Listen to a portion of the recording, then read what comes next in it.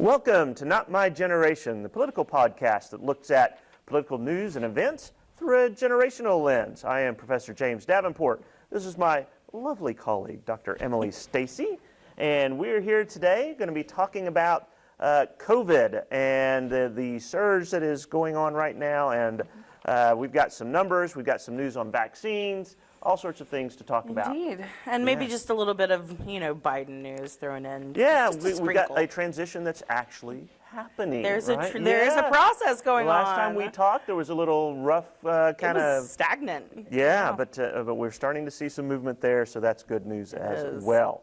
All right, so let's do an update. I'm going to start off with some Oklahoma numbers. I have some U.S. numbers if you want to. Let's do that. We'll go national then. Right. Yeah, that sounds good. In terms of the nation, and these numbers were from December 6th. I pulled them yesterday, so they would have been reported the day before. So Sunday, December 6th. For the U.S., 14.8 million total cases reported and active, with 282,000 deaths reported. And again, we're well over that now, right? About 285,000 deaths total since Sunday. So about 3,000 more additional. So from the state level, we've got 218,000 and almost 400 active or total cases, I should say, with 1,600, a little over 1,600 hospitalizations. Wow. And a little over 1,900 deaths.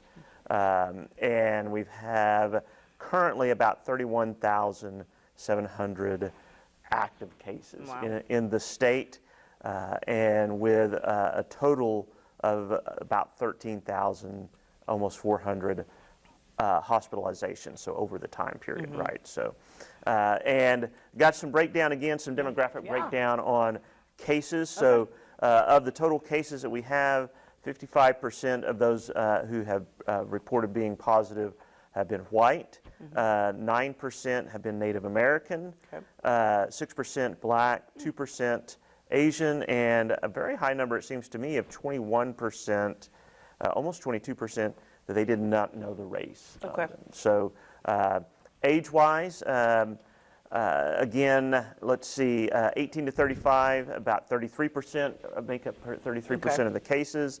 36 to 49, 22%. 50 to 64, 19%. 65 plus, 14%.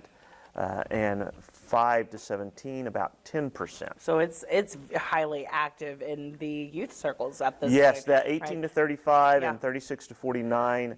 Well over 50% of the cases. Direct correlation to college football season, no doubt. There you have it, right? And high school, I don't know if you saw, sorry, I'm going to segue into That's this. all right. But yesterday, BuzzFeed did an article on the Jinx. There was a playoff game, I suppose, over the Thanksgiving break holiday weekend, and it made national news. Like I said, BuzzFeed pulled the photo. Oh, yes, of all the packed, students. Yeah, with packed no kids. masks. No masks, just right.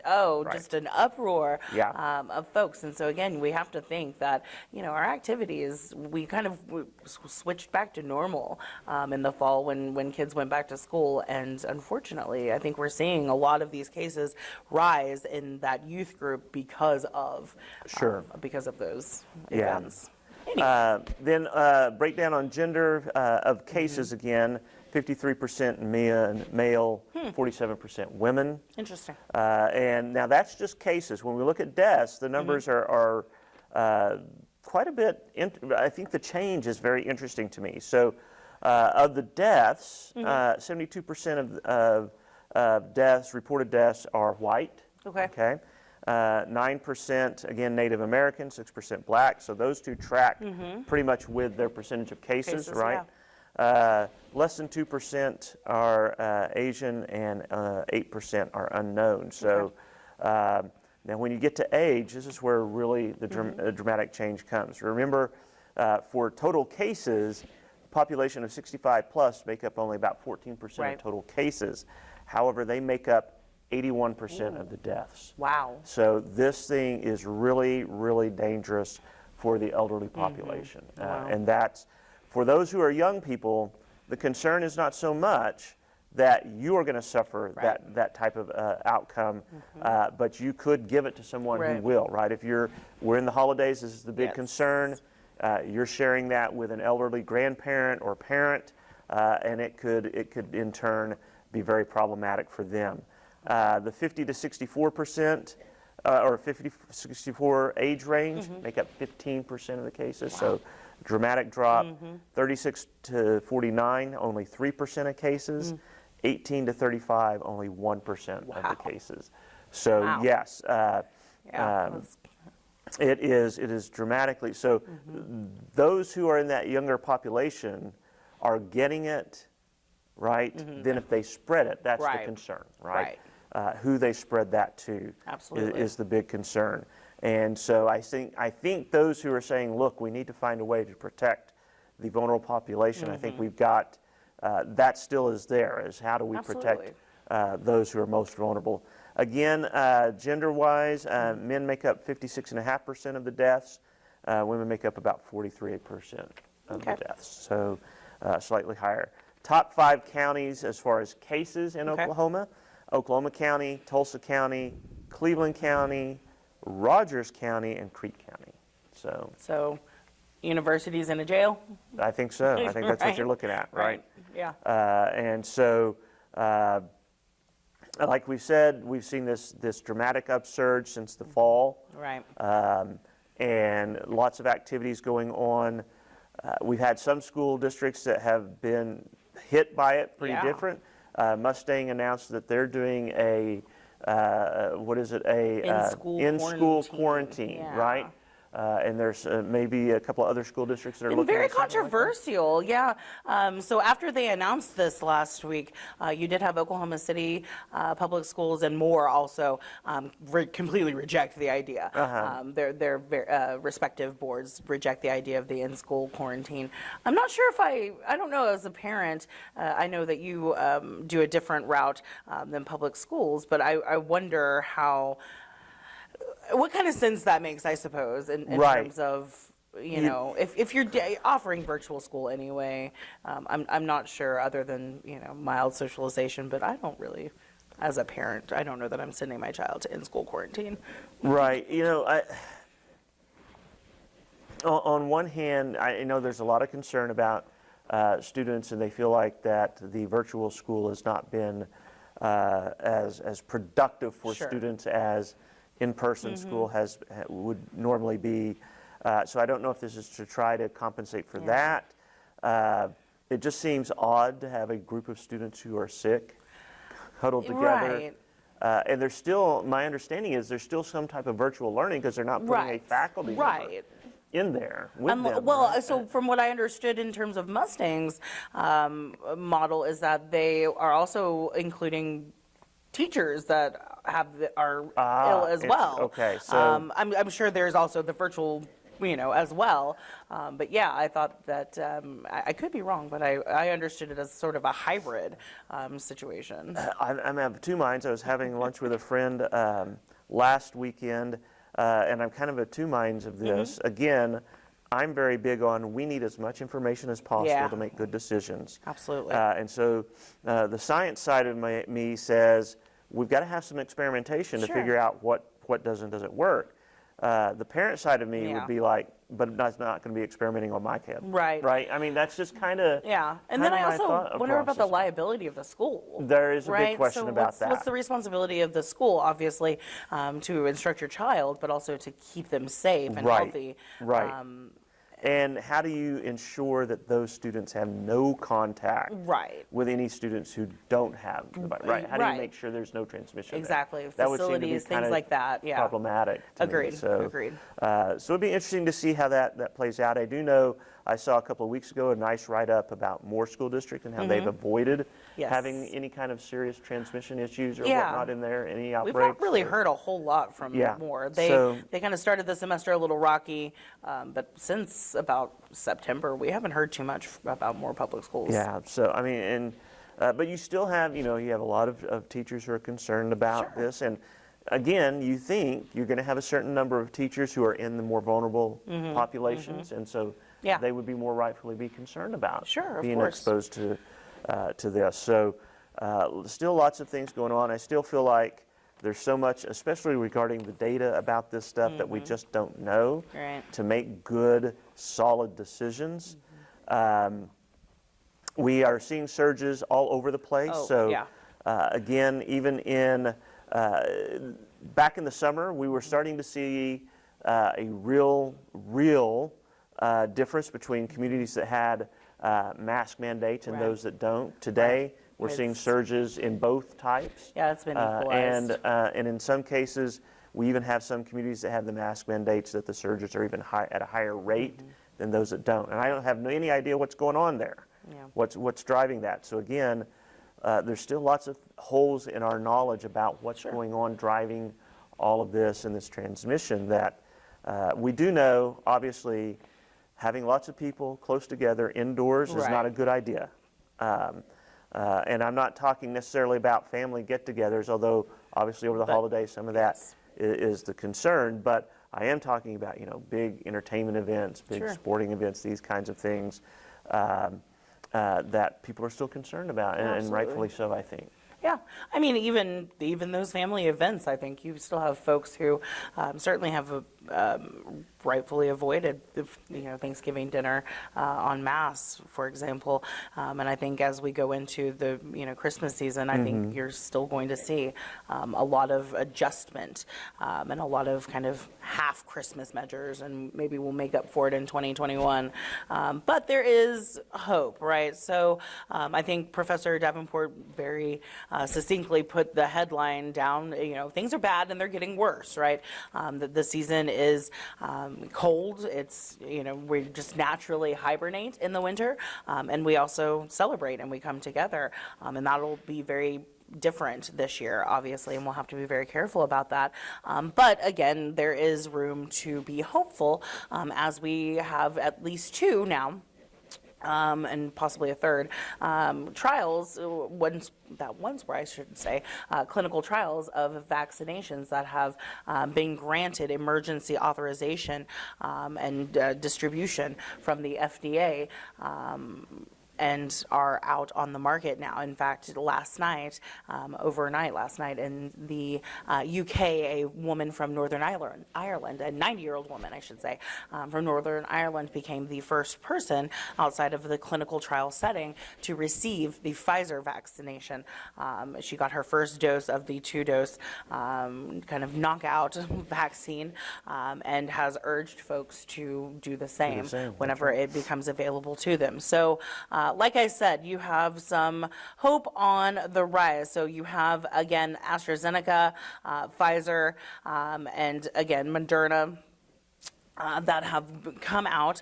We have seen in various settings that they are going to, or at least reporting, I should say, going to be releasing hundreds of millions of doses throughout the United States in kind of phases, as well as internationally. So you have a couple of different readings on this. So the FDA, again, has, like I said, authorized emergency use to get the vaccines to millions of folks who need it, without having to go through this very lengthy trial process. Again, we just got through, we just started, I should say, the vaccine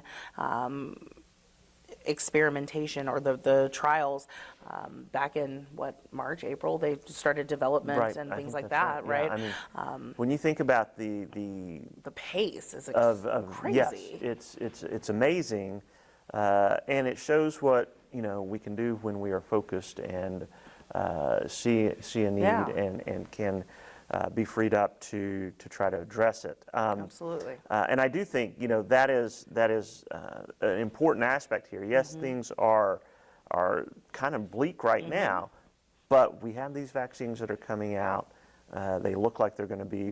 They're all over 90% effective in dealing with this. Which is exciting. And my understanding is the distribution will first go to frontline healthcare workers, then the elderly population, those most vulnerable and then down the line. from Right. there. So, as Professor Davenport just kind of lined out, you might qualify for the vaccine a little bit earlier due to your job or perhaps your age or your health status. So, kind of when will you be vaccinated? The answer does depend on those three factors. So, healthcare workers, as he just said, and first responders are likely to be high priority, as well as folks in long-term care facilities, elderly folks, as I just reported, the 90-year-old woman in the UK, they will likely have first priority.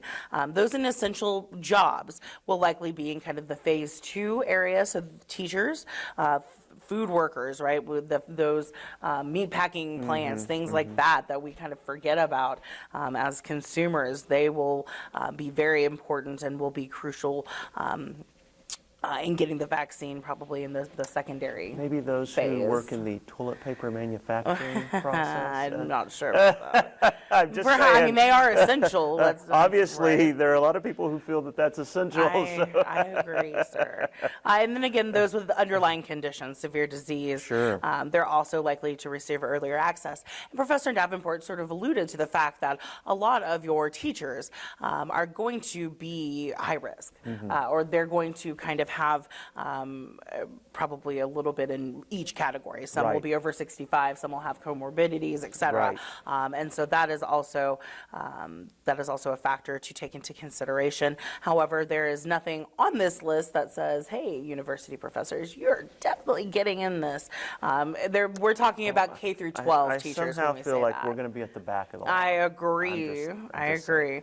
But don't worry, the back of the line, according to Washington Post, so healthy younger adults who don't have medical conditions or high-risk jobs are likely to be vaccinated starting in April.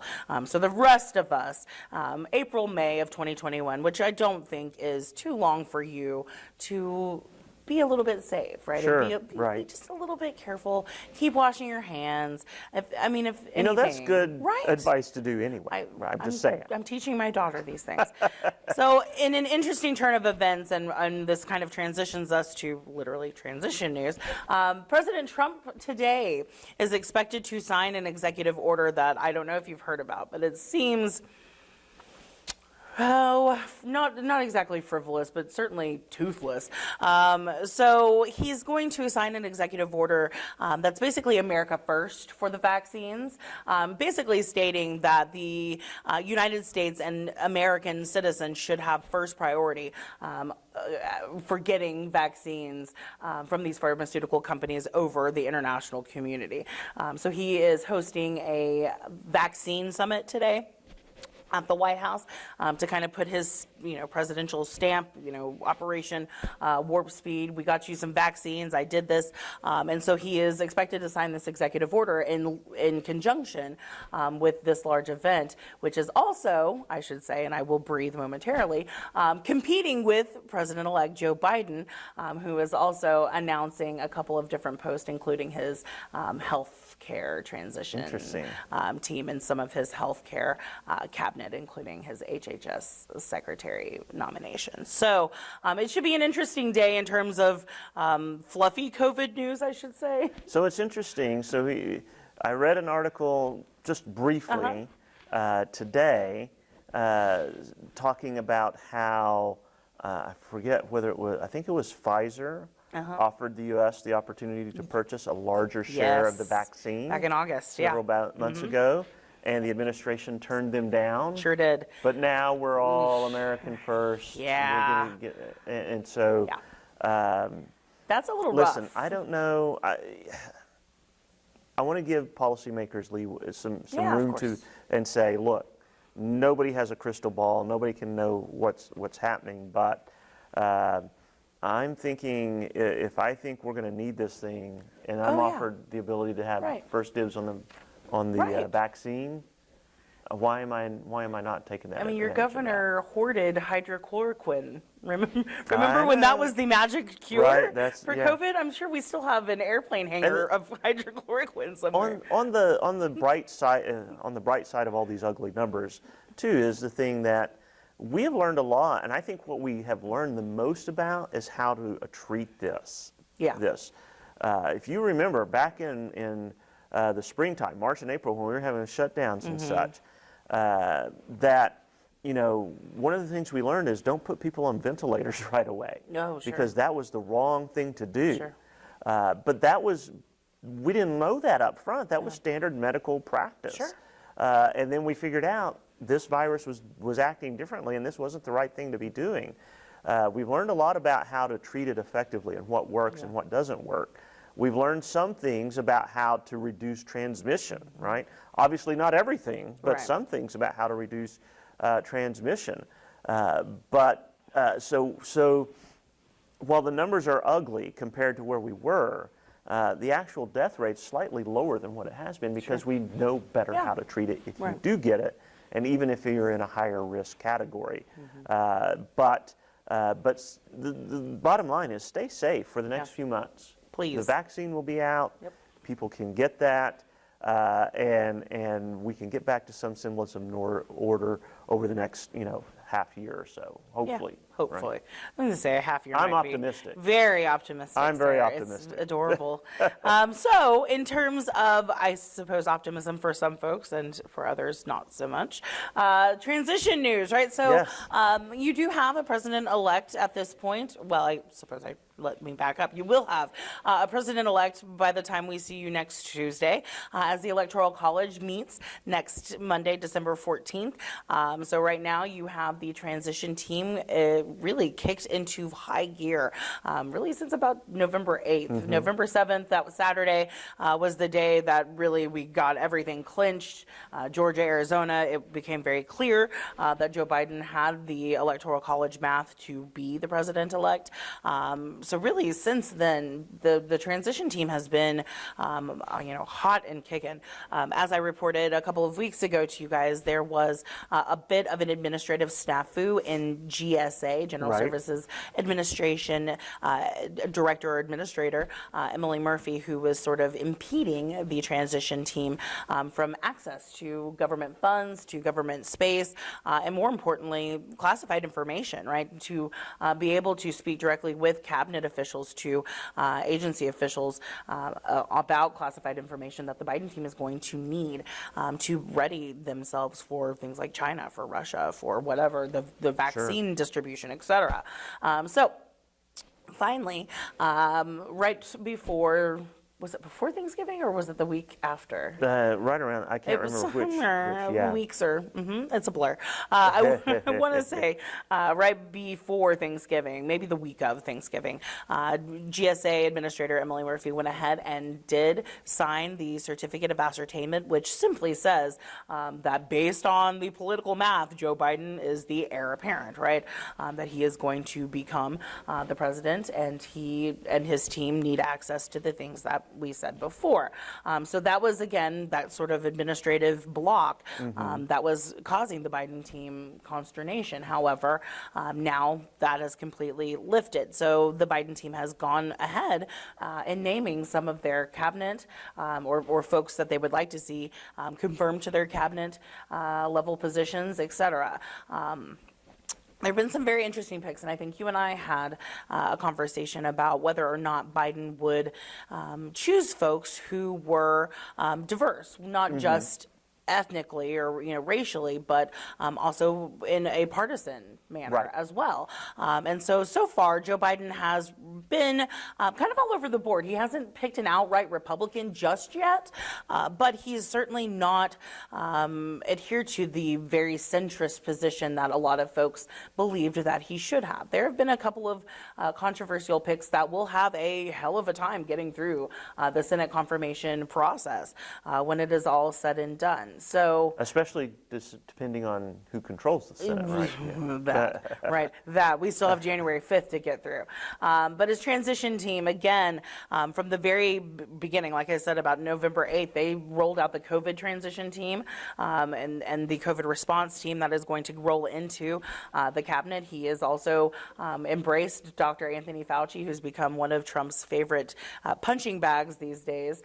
Very interestingly, Fauci will become the chief medical advisor for the COVID response team under the Biden administration. So again, like I said, I've not been disappointed with the picks so far. I've been a little surprised at the fact that, when we hear politicians say that they're going to do something on the campaign trail, it usually falls by the wayside as soon as they get elected, right? And so beyond choosing Kamala Harris, I'm sorry, I did not expect for Joe Biden to really fulfill the most diverse cabinet in American history bubble. I thought he'd kind of pick and choose some positions and cherry pick some token minorities and persons of color, but I really wasn't expecting as much diversity as I've seen so far. And really, I've been shocked by the media who continue to kind of hit Biden and say it's not enough, we need more. Again, I guess maybe it's just coming off of the Trump administration, but I've been really surprised pleasantly with some of the transition picks. So let me go through a few just to kind of, keep you abreast of things. So for his White House Chief of Staff, he chose a very long-time personal confidant, Ron Klain, who's worked with Biden for about 20 years now by his side in various administrations and during his Senate years, I should say, and during the Obama administration. Treasury Secretary Janet Yellen, again, this is one of the certainly not controversial picks, but definitely one that is more surprising. She would turned a lot of heads. Yeah, yes. For sure. She'll be the first female to serve in this position, as well as the first person, right, not just female, but first person to have led the Treasury, Central Bank, and the White House Council of Economic Advisors. She's a powerhouse, right? And getting the reactions, right, because we're hearing Biden announced these folks, and then of course we're getting reactions from the Senate predominantly, right? They're the ones who matter in this situation, and even Republican senators have to admit that Janet Yellen is a really just really great at her job. She's a you're not going to be able to hit her on qualifications. She's staunch, right? Yeah, she does not very qualified lack. for that position. For sure. Secretary of State Antony Blinken. Again, this guy, international relations, foreign policy, comparative. That's kind of where I live. He was the Deputy Secretary of State under Obama from 2015 to 2017. He is no joke. Again, he has worked with Biden for a very long time. I'm excited to see what this gentleman brings to the Office of Secretary of State and also the folks underneath him, his undersecretaries and deputy secretaries. That agency, obviously, cabinet level, that department is extraordinarily important for the way in which the world receives us and the way in which we are able to move within the international community and the ways in which we're able to influence it. And so having a person of his type of stature in that role coming off of a Pompeo will be uplifting. We'll use the term uplifting. Secretary of Homeland Security. This was another historic nomination. Alejandro Mayorkas. He would be the first Latino and first immigrant to serve in this position. And he was actually one of the architects of the DACA program under President Obama. So he was the former director of U.S. Citizenship and Immigration under Obama. And again, nothing to sneeze at in terms of his resume and his record. But again, kind of an important position to be in as an immigrant, right? Coming from another country to this country, he understands very intimately the process, how one is treated as the other big O, et cetera, within the political culture here. So I'm kind of excited about that particular pick. It's always nice to have representation in governance that truly understands what it is to go through a process and to go through the politics and actually live it. A new position that the Biden team created for his administration that I think will probably live long after the Biden administration is the Special Presidential Envoy for Climate. And he chose John Kerry for that. Again, very interesting. To be creating a new cabinet level position, as well as choosing former Secretary of State, of course, John Kerry, to head it up. I think that this was a particular nod to the AOC Green Deal wing. of the Democratic Party. I think this specifically was a little love letter to them. You get your own little cabinet level. Go bother John Kerry. Go talk to him about climate change. I think it was very wise of Joe Biden to create that cabinet level position. It's whether or not you believe in science, I suppose, climate change is happening, right? Where we understand the facts, and we see the ice caps melting, and we see polar bears starving, etc. We see the facts, the facts and the science in one word, the facts of it all, right? And so it becomes important for us to politically be ready for these things, right? Just like the next pandemic, as Professor Davenport was saying, we're learning through this process how better to deal with the next pandemic. And I think that we need to start treating climate change like that. We cannot be reactionary on the climate. It seems silly to do so. So, again, I think this John Kerry nod was a particular love letter to the AOC wing. Just a couple of more. You do have a very controversial pick in near Tandon. So she was Biden's choice for the OMB, the Office of Management and Budget Director. And she is, like I said, is the most controversial pick so far until probably last night into today. She is very vocal, right? She's an academic. She is also the president of the Center for American Progress. And she is no stranger to picking fights on Twitter, which of course I love. But Republicans in the Senate are not taking too kindly to some of the particular fights that she has chosen to pick on social media. She's not said anything completely outlandish or certainly racist or xenophobic or anything that would land her in any sort of real hot water. But she has been less than nice, certainly, to the Trump caucus, if you will. So they are probably going to fight her quite a bit. If she gets in, it'll be because Kamala Harris came in and voted her in. And of course, I'm assuming a split Senate on that one. And then finally, another more controversial pick is his Health and Human Services Secretary, Xavier Becerra, who, again, is a nod to the Latino caucus. He's the first Latino who has been chosen so far in this administration, which, again, big deal, but the Latino caucus wants to see more. As I said before, the media and these various interest groups and certainly identifiers and identity groups in Washington, D.C. and beyond want to see more representation, right? They are seeing Joe Biden take on various African Americans and certainly put a number of females into positions for the first time, key positions. In fact, I missed the Director of National Intelligence, Avril Haines, will be the first female to serve in that very important position as well. So Joe Biden is doing a pretty decent job by my standards of trying to have a cabinet or build a cabinet and a team that really does reflect what America looks like whenever it holds a mirror up to itself. So that's kind of my transition news for now. We did get a little bit overnight, the confirmation, I should say, in reporting that Biden is going to choose a former lieutenant general for the Department of Defense to head the Department of Defense, which will be, again, a more controversial pick, although Donald Trump did choose General Jim Mattis to run the DOD for that limited amount of time that he did so. Typically, we like to see in America a civilian run the Department of Defense, a very well qualified civilian, but it's kind of like having a fox guard the hen house in a way. While his choice will be the first African American gentleman to run the Department of Defense, it does give me pause, certainly, again, as somebody who watches foreign policy, watches international relations, and does wonder how this may shift some of our military allegiances and the military conflicts that we engage ourselves in the next 4 years under Joe Biden.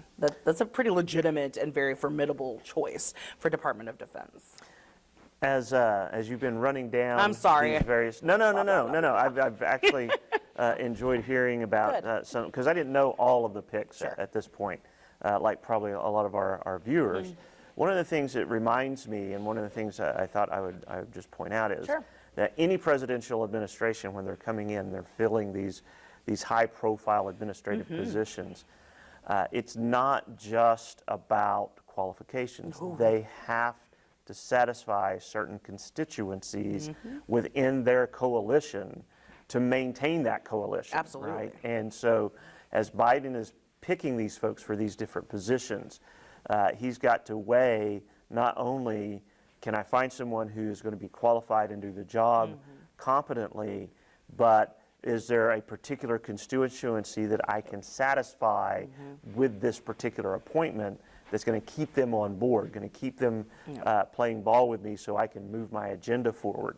And that is a very, very important piece to this puzzle is, you know, it almost goes back to kind of that old patronage model, but it's not entirely patronage, but it's similar in the sense that you've got to keep your team together. Absolutely. And the way you do that is you give people seats at the table in order to have some influence with the administration. So as he's going through and he's identifying these different people, that's part of the process is just figuring out not only who do I want to keep, who do I trust, who do I want to be on my team, but who do I need to have on my team to be successful. Right.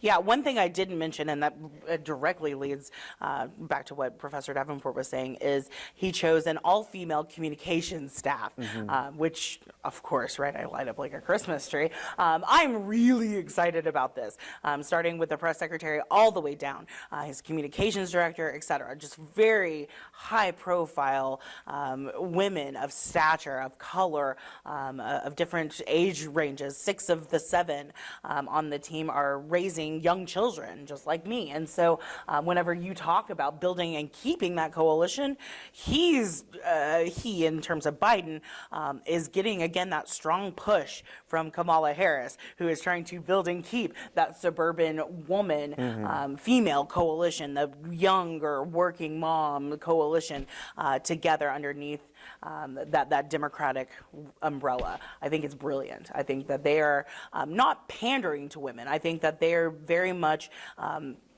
speaking to women, they're communicating with women, and I think that an all-female communications team coming off of, a Sean Spicer beginning to the Trump administration, I think you're going to see a different tone from the Biden White House. Obviously, we're going to see a different tone, but I think that particularly in terms of the way that news is curated, the way that it's coming at you, when it's coming at you, and through what mediums, I think it's going to be a really interesting case study for the American kind of Capitol press corps, if you will, and the White House media office being run by all women. I'm excited, obviously.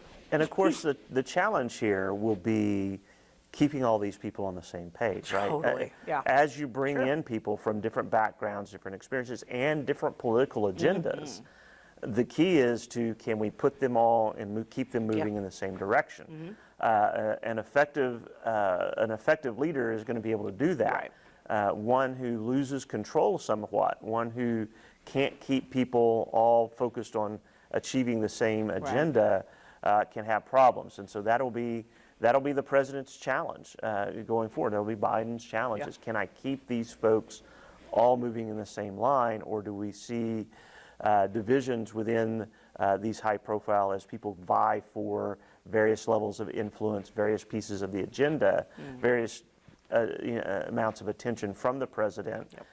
Do we see divisions? And that can occur, doesn't always occur. And it'll be very interesting, as you said, just to see how Biden manages this very diverse group of people that he's trying to put together. Yeah. All right. I think that's it for today. We I think, covered quite a bit. I think so. Stay safe. Hope is on the horizon. And we will see you guys next time. And who knows what we'll be talking about then. I'm Professor James Davenport, my colleague Dr. Emily Stacey. If you'd like to reach out to us and give us some suggestions for what to talk about or some topics to cover or explore, you can reach us at notmygeneration@raider.rose.edu. We'll see you guys next time.